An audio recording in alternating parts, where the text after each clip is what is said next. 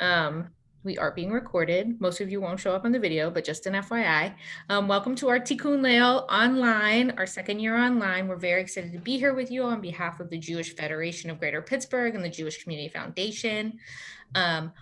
This session, so you're in the right session, is the one on the screen, led by Rabbi Emily, the new illuminated manuscript using art to spark creativity in Hebrew learning. So without further ado, please welcome Rabbi Emily Meyers.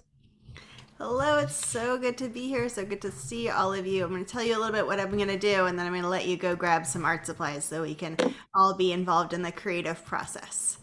So I'm going to tell you about myself. We're going to talk a little bit about the history of art in Jewish life, talk about art as a practice for spiritual practice and for self-care, and then we're going to do that practice. We're going to do a little bit of art today.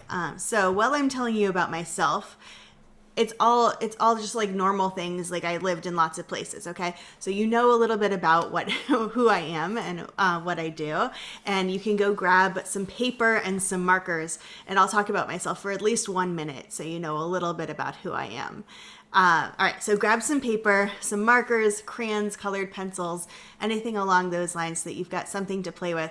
If you just have a scrap piece of paper and a pencil or a pen laying around, that's perfect too, and I'll tell you why a little bit later. It's so good to see all of you and to see your faces and to get to connect with you in this way. My name is Rabbi Emily Meyer. I have been a rabbi for almost 11 years now. Started out in Seattle, Washington, and moved here about 2 years ago with my husband, Rabbi Aaron Meyer. We like to say misery loves company, so that we're both rabbis. We've got 2 kids. Evelyn is 5 years old, and Eli is 2 years old, and they are so much energy. They have so much energy and so much love, and it's been really fun to watch them grow up. I grew up in Boston, outside of Boston, Massachusetts. I went to Connecticut College and then right on to rabbinical school. So I have a love of the East Coast and a love of history. And I've always loved being creative and getting to show my artistic side. This past year has been an opportunity for delving into what is creative and what helps me feel connected and creative, and that I'm helping the world in some small way. I don't have any actual skills to help in a pandemic, so what I decided is the skills that I do have are helping people teach Hebrew. That's my small skill set, and so I wanted to create something in this world to help make that easier this past year, where people were forced to teach on Zoom in classrooms that were hard to manage, and they just were looking for more tools to help keep kids engaged, keep adults engaged as well in the learning process. So through that, I founded Doodly Jew, which is my job now. I create videos and lessons to help students engage creatively with Hebrew through art. Now, I'm going to go into a little bit of the history of this, because I want you to know that I'm not the first person to think of this. It's not anything that I can claim that I've created. All right, so you can now see myself. Actually, Carolyn, can you turn off your thing, and so that if you spotlight my video, then people will be able to read my text that's up. And I think you can see my text and also see me. Still, excellent, wonderful. All right, so being creative in Judaism comes with a little bit of a caveat, right? We've got this idea that maybe we're not supposed to draw images in Judaism. I don't know if anyone else has watched Shtisel. I did. It was really good. We could talk about that later. But the question came up there too. Should people who are deeply engaged with Judaism, should people who are really committed to the commandments of Judaism be doing art, drawing figures, drawing ideas, drawing people, drawing animals? Is all of this okay? I'm not going to answer if it's okay or not, but I am going to tell you it's been happening for a long time. So I really like nope. I'm going to click over here and I'm going to show you. I really love the research that Abby Masserano is doing out of Seattle. She's in a doctoral program and is writing all about the history of the ancient art of Judaism. And she says that Judaism has never been completely and iconic. I'm quoting, Jewish art reflects the constant evolution and forward movement of Jewish communities past, present, and future. Right, so she comes to this from looking at Jewish art in history. Right, this is a detail from a 6th century CE synagogue mosaic showing the story of Abraham's near sacrifice of Isaac. Right, so you can see in this picture both images and words that are showing the story of the sacrifice of Isaac. You can see people, the images of people. You can even see the image of God. Right, that hand up in the middle of the image is labeled God. Right? So people have been exploring this idea of how can they use art to help tell the story, to help teach the story, to make it something impactful and visual for people who are learners of this text. It's not only in that one mosaic, right? So that was from Beit Alpha in modern day Israel. This one is from Dura Europos in present day Syria, and it's a 3rd century synagogue. And all over the walls of this synagogue, there were mosaics of different stories of the Torah, and that these frescoes. This picture comes from the reconstructed frescoes in the National Museum of Damascus in Syria. So all of these frescoes have been recreated, which I think is really cool, and that there is still this opportunity to see what this art looked like in the 3rd century. But where I draw a lot of my inspiration is from illuminated manuscripts. This is from the research of Dr. Alana Taran, who did a lot of research for the British Museum. And so all of her writing talks about the illuminated manuscripts of Jewish tradition. All right, so this one comes from the Lisbon Bible, and it is from 1482. And each of the books of the Torah use art to enhance the beauty of the text and use artistic representations around the text, and also use Hebrew text to create its own art. Right? We see that as well in this slide. This is a process called microcalligraphy or micography, which actually started in Judaism, which I think is really cool. And it basically means teeny tiny writing used to create a bigger image. And it's a process that was used in Jewish art, but it's also used today in secular art, in art around the world. And people use tiny writing to create an image, which I think is really amazing. So I know all of this exists in Judaism. I know all of this helps to enrich the Jewish narrative and the Jewish experience, because all of these are opportunities to engage with the text in new ways, right? This is Shavuot. We're talking about being partners with God in the ongoing work of discovering Torah, right? If Sukkot is about being partners with God in creation, and Passover is being partners with God in redemption, this is being partners with God in revelation. We are responsible for connecting with God through Torah, not just in antiquity, but today, in how we are engaging with it today, how we are exploring it, how we're connecting. And I think that's so important to do. And sometimes it's challenging. Sometimes it's really hard to do. We have, there's a lot of Torah there, and it doesn't always feel like something that's easy to connect to for a modern learner. And so one of the ways that people learn is through art. People learn through doing things that are creative, that engage their brain in creative ways. This is not something that I've come up with. People far smarter than I have discovered this. All right, so this is a quote from an article from NPR. Basically says that however we are connecting, being creative is helping that. Being creative is so important for being healthy, for being connected to ourselves, to the outside world. And we've saw so much of this in this past year, right? We've seen a lot of people tap into creative outlets during the pandemic. If you tapped into a creative outlet in the pandemic, put it in the chat box. Tell me what you did. Tell me where you spent your creative energy in this past year. Did you take up something cooking? Did you start making challah? Did you start drawing? Did you write? Did you take pictures? How did you connect with your creative outlet? And did it help you? Did it help you feel connected, feel calm, feel at peace, give meaning to something that you did? See if anybody is. Awesome. All right, well, I'll see if anyone answers that. I'm guessing that a lot of people did find something to do that was creative and that did find something to do to help them connect with the world in a new way.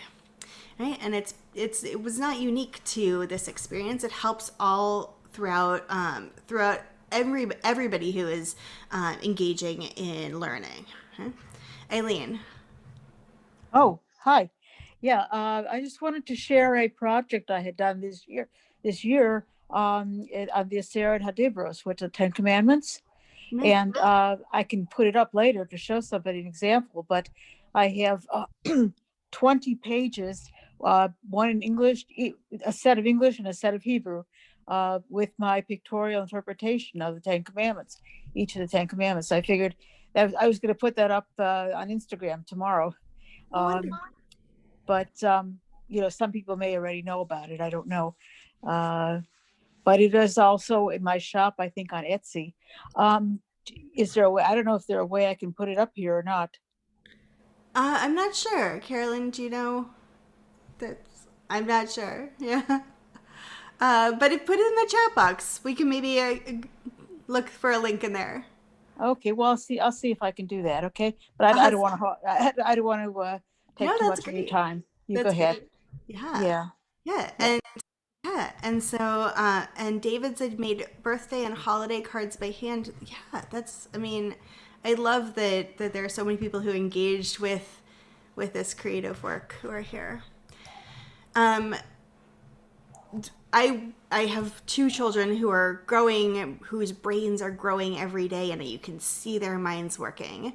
And I've heard that you have to hear something 40 times before you really learn it, unless you are engaged in a creative way, in play, in creativity, in something that is kind of tricks your brain into learning it, right? If you're involved, engaged in how you're learning, the knowledge builds in your brain in different ways, faster and more effectively, right? And so as we're thinking about ways to help our students learn this year, learn every year, thinking about ways to engage their brains creatively is always going to be good practice, no matter where we are in education. Think about something that you love to do that you know is good for you, and that you're pretty good at, right? And then think about, would this be good for someone to do if they'd never done it before? Is this good for a novice? Would it still be good for them? Probably, right? Probably. The problem with art that I see today is that a lot of people think that they're not good at it. Maybe they've been told that they're not good at art. Maybe they say, like, I'm not an artist. I'm not a great artist, right? And we've been told that a lot in our lives, that unless you have these exquisite drawings that could be hung up in museums, then you're not an artist. I would say that is not at all true. And the way that people engage with art is any art that you do, any drawing, any physical representation on the page between ideas helps your brain grow. And that is true no matter how hangable in a museum your art is, right? Even a stick figure actually helps your brain grow. And not only that, it actually boosts serotonin levels and it does other wonderful things for your brain, reduces cortisol markers, that people can induce positive mental states, all of these lovely neuroaesthetic ideas that help your brain when you're engaged in art. That even if you think that you're not an artist, that being artful can really improve your state of mind and how you're learning. Okay. Questions on this before we move on to the process of creating ourselves? Awesome. Gonna change my camera view a little bit so that you can see me. So what I do with students is that I take students through a journey of writing Hebrew letters and going through a process of illumination.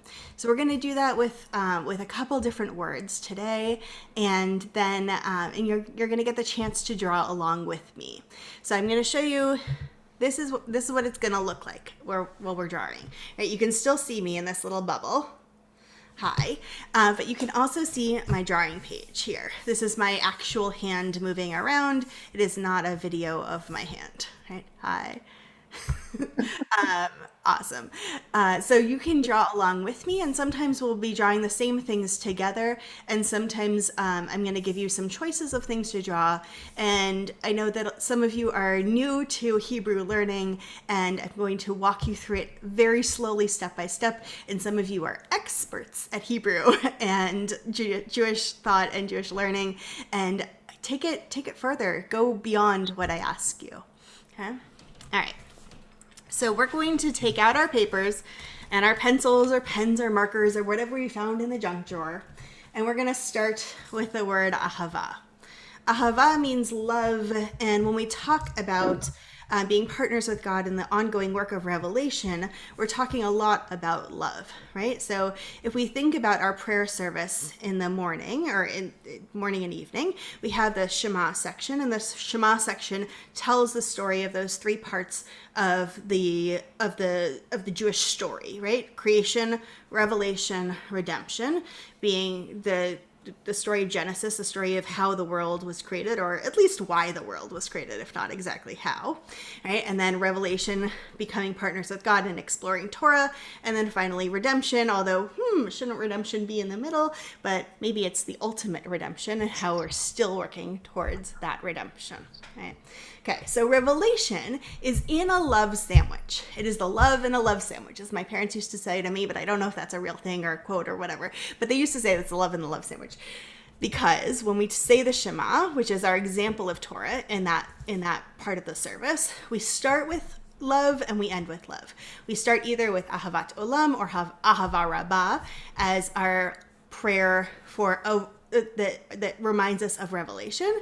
We say the Shema, and then we have Ve'ahavta on the other side of it. We have Ahavat Olam, Ahava Rabbah, Shema, and then Ve'ahavta, you shall love.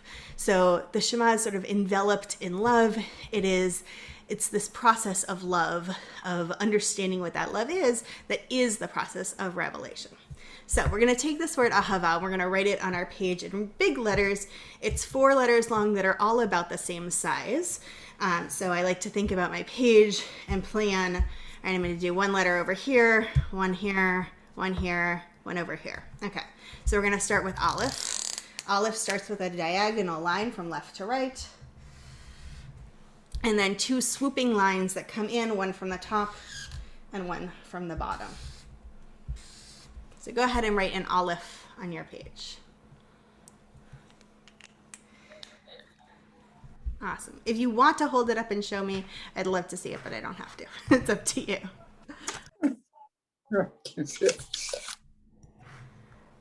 Awesome. All right, the next letter is Hey. So Hey is going to start with an upside down L. And then we're going to add 1 more line, leaving a hole. Hey has a hole. It's not a chet without a hole. It's a hey, so it has room to breathe.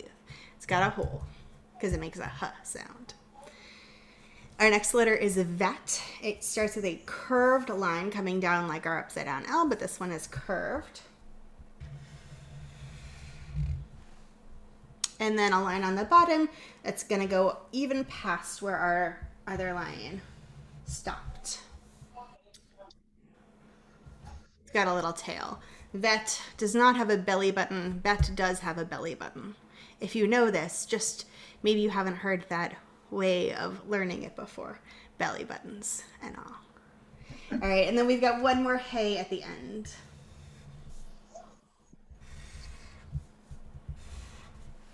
Same upside down L with an extra line. Hey has a hole. So now that we have our word ahava, we're going to take these letters and think about what else they might remind us of. When we're thinking about being partners with God in this ongoing work of Torah, of understanding Torah, what does that bring up for us? How does that help us? What do we think of when we think of that? So I brought with me 6 words that start with Aleph.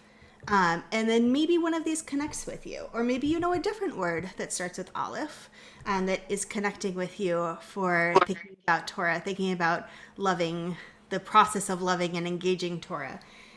So here are the words that I brought. What we're going to do is I'm going to go through them, find one that you connect with or bring one from somewhere else, and then we're going to take our Aleph and draw something that represents this word in our Aleph or around our Aleph or near our Aleph. Okay? So the words that I brought are ani, which means I, ata, at, atem, you, osher, which means happiness, or, which means light, Aish, which means fire, and Eretz, which means land. Which of these connects with you when you think about Torah, when you think about engaging in the work of Torah? And try to draw that in your Aleph. I'm thinking a lot about Aish, about fire, because the Torah is said to be black fire written on white fire. And so I'm going to play with that idea of what could that look like in this way, right? What does this fire look like that is Torah, right? So it's the letters that are engulfed in flames and that inflame us.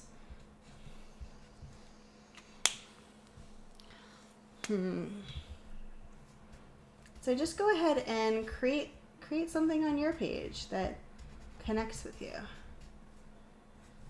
You can do it. So I'm kind of going inside my Aleph, but you can go around. You can go however you want. If you have not grabbed a piece of paper and a pencil, you are welcome to just watch, but I really, really encourage you to find something to doodle with. It does not have to be hang-upable, although it is good if it is, if you choose to, but find something to just doodle with.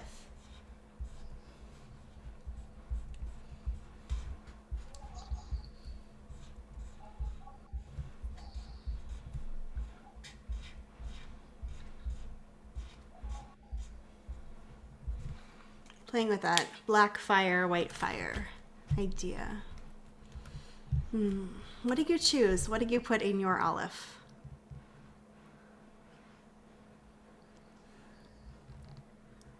If you want to hold it up and show us. Do you have something, Joy? I drew I drew a light bulb. Like God is a good idea. Yeah. Love is a good idea. Absolutely. And we've got the eternal light, right? The Ner Tamid, that light that's always above our Torah, right? That sort of guides us. And, we sort of are always praying that our Torah is going to guide us in good directions.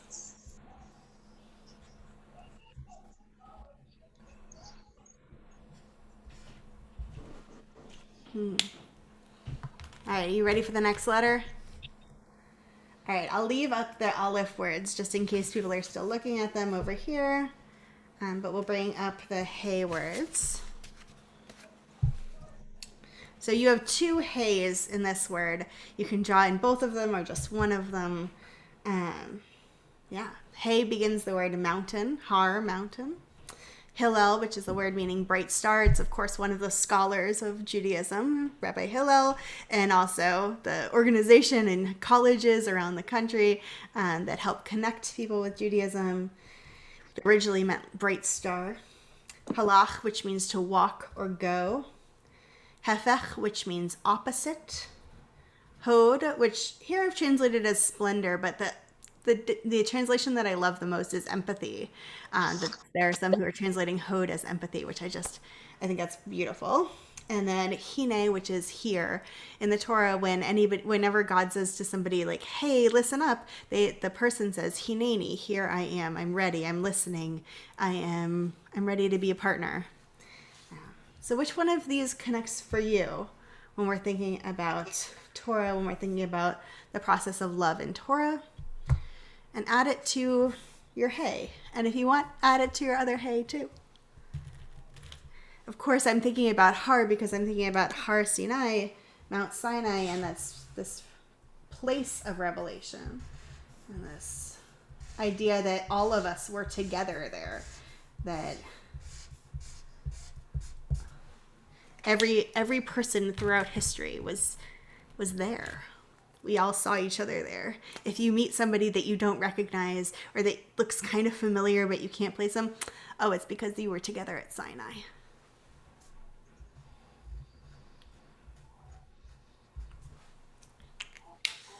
Add something to your hey. What are you connecting with?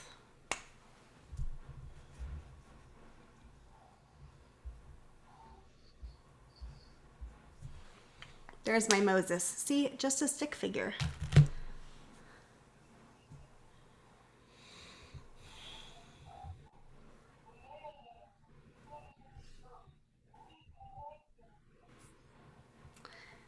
I'm connecting with this idea of the process of Torah being a path that we walk on. So I'm gonna do a little shoe for halach.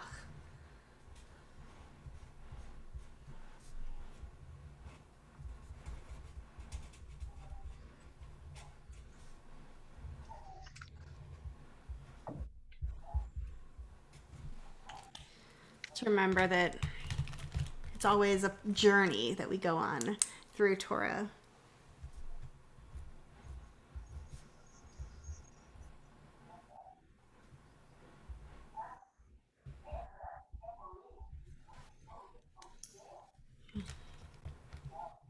All right, ready for our next letter?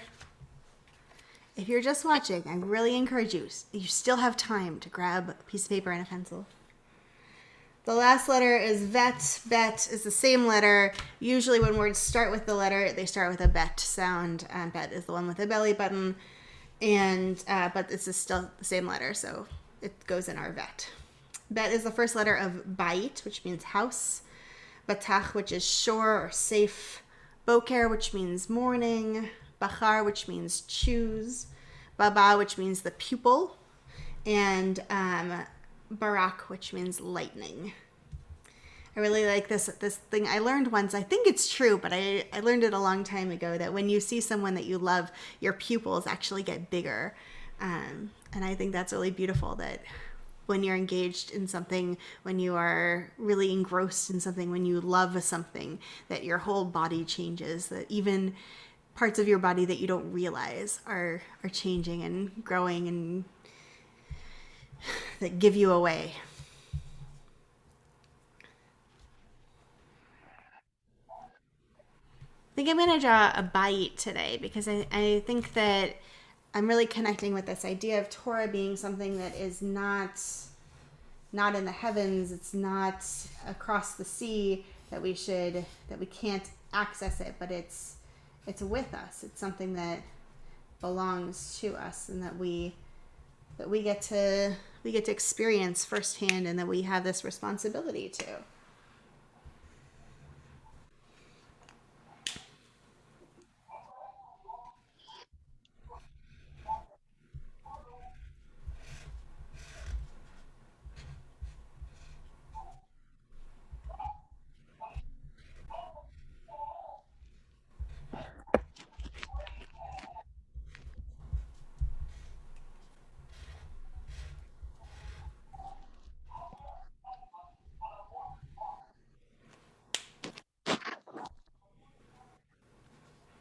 So now I have this word ahava, this word of love, but inside of it there's fire. There's this mountain that tells the story of us all being together.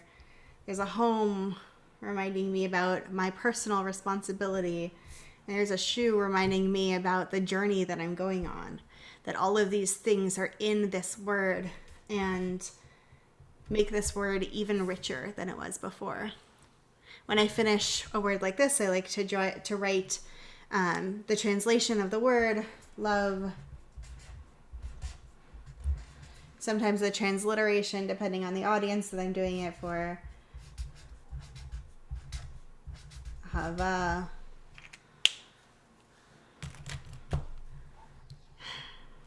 All right, ready for another one? So that was kind of our warm-up exercise, looking at that word. And the next thing I want us to do is to create something that that's useful. I think that useful art is so important. I think that having something that you have created that helps to connect you to Jewish life, to your own learning, is really, really, really powerful and beautiful. And I want to encourage that as much as I can. So we're going to create a piece of useful art that if it's just the process of creating, it's still important. And if it's something that you use, that's even better. All right, so we're going to create something, and we're going to do it with a folded piece of paper. So just folding the paper in half. We're going to keep our folded edge at the top so that eventually it can stand up, right? So kind of like a tent stand, just the basic card fold, but with our crease at the top of the page. Okay? And we're going to create something that we can use on our bedside tables. And what I was thinking about for this is those things that we say when we wake up first thing in the morning, and that when we go to sleep at night. So we're going to start with going to sleep at night. I want to show you one of the things that I was able to create this year with an amazing opportunity partnership with the artist Chava Morel. She does beautiful, beautiful music. I'm going to show a video that we made together. It's of the Shema, it's of the prayer Shema. And I said to her, I'd really like to do a doodle of Shema. Do you have anything that we can use? And she said, I'll do something for you. And she created this song, which is amazing and beautiful. I hope you enjoyed listening to it. What she did so you'll see in the art and here in the music some interesting takes on the prayer, right? The prayer Shema Yisrael Adonai is what we usually say. She translated that in the lyrics of the song for Chavaya, which is life force. So she uses this idea of God as life force. And then you'll see different artistic explorations of Shema as well. Hopefully. Thumbs up that you can hear this.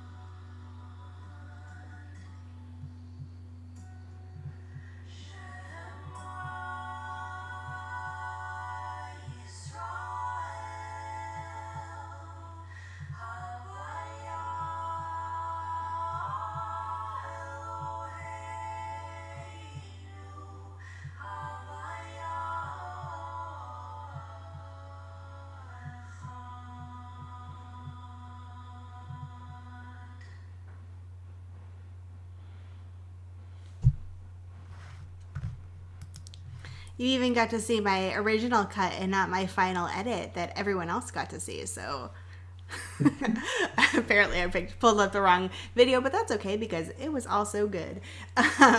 So hopefully you saw different ways of engaging with the language of that prayer through that video.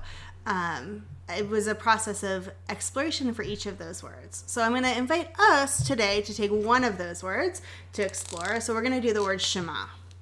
So on one half of your page, we're going to write Shema. It's 3 letters long. So the first letter is Shin. And I do a Shin as an upside down U. No, not upside down, just a regular U. Just a regular U shape with a diagonal line in the middle. And then we've got our Mem, which I like to say looks like a mountain. And then a line coming almost to the edge there. And then a little hat on the top. Shema ends with ayin.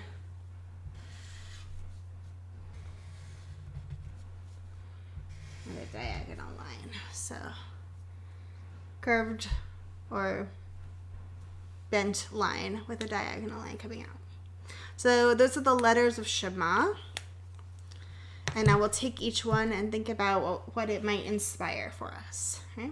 So Shin begins the word Shemesh, which means sun, Sheket, which means quiet, Shalom, which means peace, Shabbat, which means Shabbat, and Shiach, which means bush, and Shofet, which means judge.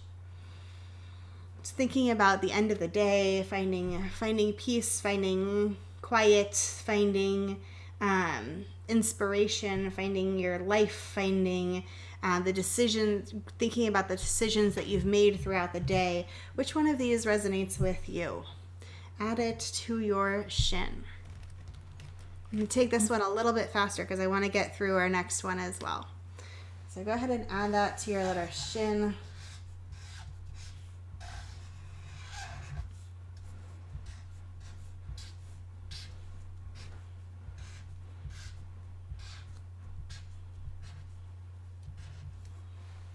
I'm thinking about Shemesh and how these prayers connect us with the natural world and the daylight hours, and how we're always sort of thinking about the world around us and attuning ourselves to it and attuning our story to the world around us.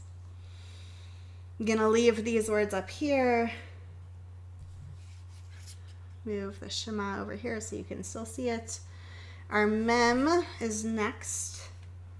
Mem begins the words source, which is Makor, Menorah, which is lamp. It's of course the Hanukkah menorah, but also just a regular lamp. And the menorah, the 7-bridged menorah as well. Manoach, which is a word for rest. Manhigut, which is leadership. Ma'im, which is water. And Ma'ayan, which means spring. When I look at the shape of the Mem, I like to think of the spring coming up, the spring of water coming up from the bottom. It's one of the ways I remember that shape. But I'm really connecting with the source idea. When I draw the Makor, the source, I kind of think about a spiraling shape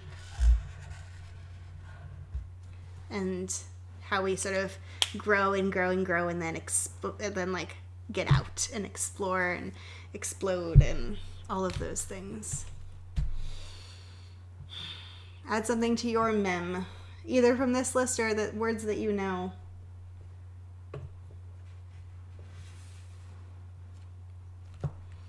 And the last letter of Shema is Ayin.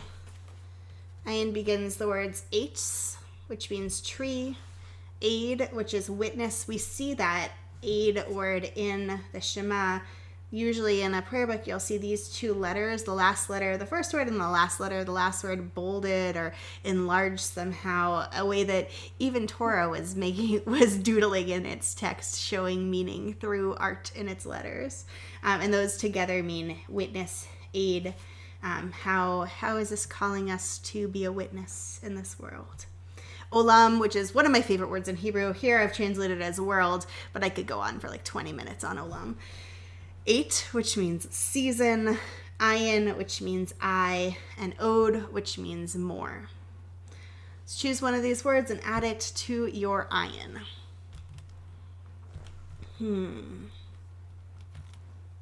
Let's see. I'm going to do olam, but I'm going to do a, not a world, but forever. Right? So when we say olam, we often say ha'olam, right? The world or the universe we sometimes translate it as, but it's also le'olam va'ed, right? It's also forever. So olam is sort of infinity in time and space, which I think is just such a beautiful concept that when we're thinking about God, we're thinking about something so infinite. There's no way to capture it. And what I learned recently is that there's a hidden Hebrew letter in the infinity sign, and if you look in the middle, you'll see a letter aleph in there, which just blew my mind. Really exciting to think about. All right, so now we've got our Shema written and doodled, thinking about this prayer and this word in new ways.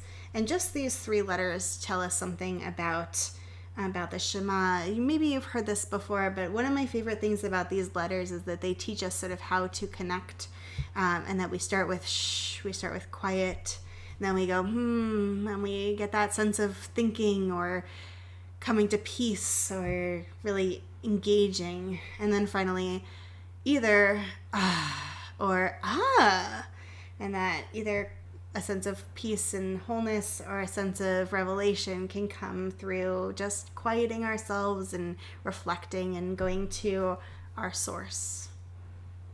All right, now we're going to take this page that we folded and we're going to flip it over and we're going to do something on the other side. I wanted to go back to this idea of microcalligraphy. We're going to take the word toda.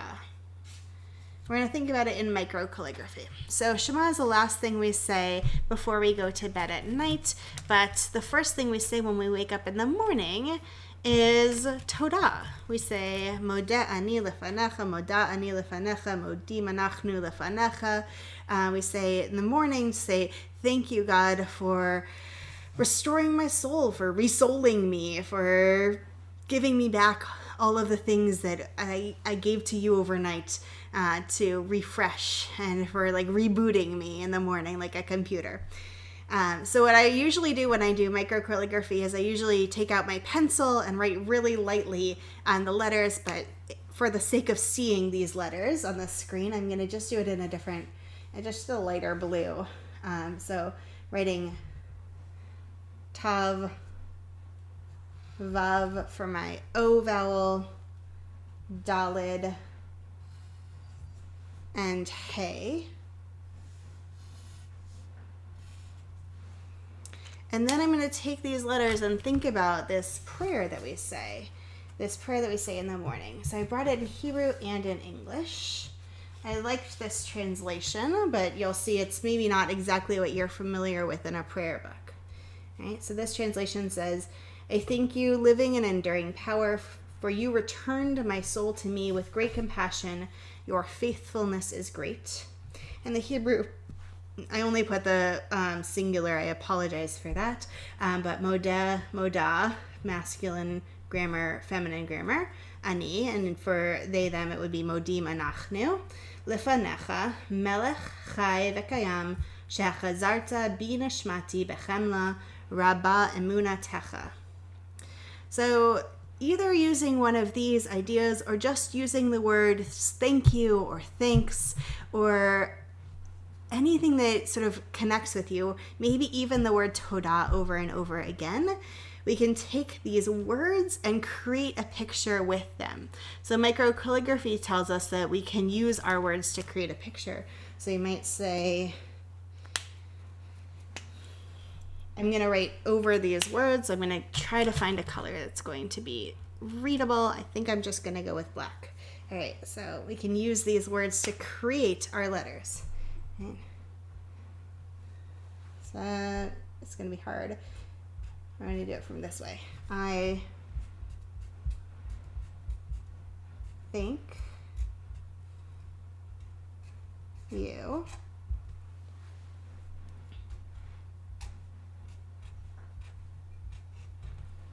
living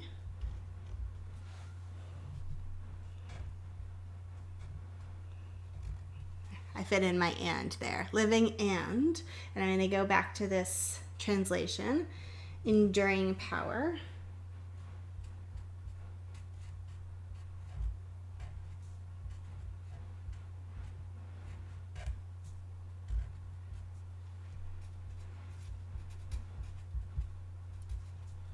For you.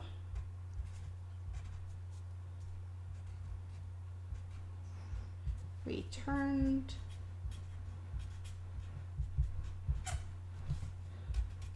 My soul to me. I'm going to stop there. Does anyone remember having the assignment to write a word over and over and over again in your notebook so that you learned either how to spell it or you got its message even more in your heart? Did you ever have that in a school setting?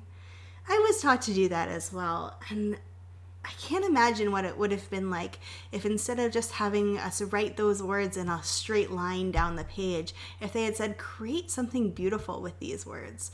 Create a picture with this word that you're going to write over and over again and get the benefits of doing that. Get the repetition, the muscle memory of how your hand moves when it's writing those words, learning how to spell them, but do it in a beautiful way of something that you're going to keep and look at. And so it's not just a line of words on your page, but something that's really beautiful and special. So now we have this standing paper that on one side says Shema and on one side says Todah. And it can be something that you can set up next to your bed as a reminder of the thing that we're supposed to say first in the morning, then flip it over, and the thing that we are supposed to say last at night. Right? It's a beautiful Jewish tradition that actually has benefits to our health and to how we think about the world, how we move about the world. You don't have to leave it up forever. Just try it for a night or two. See what it does. I want to thank you all. Thank you to the Federation. Thank you for having me, for joining me for this class. I think I've got 2 minutes left. If you have any questions, I would love to answer them or at least register the question. And if that's not enough time for your question, you can find me at doodlyjew@gmail.com. I'm Rabbi Emily Meyer. Thank you for being here. Eileen, you have a question? Oh, not a question, just a comment. If you look on your chat box, I put on 5 links of 5 different images there for you to look at, and if you want to share them, you can. Awesome. Okay. Thank you so much. Okay. Thank you. Thank you for your lecture. It was very interesting. Wonderful. Thank you. Yes. Chag Sameach. Chag Sameach. I hope everyone gets some good cheesecake. Okay.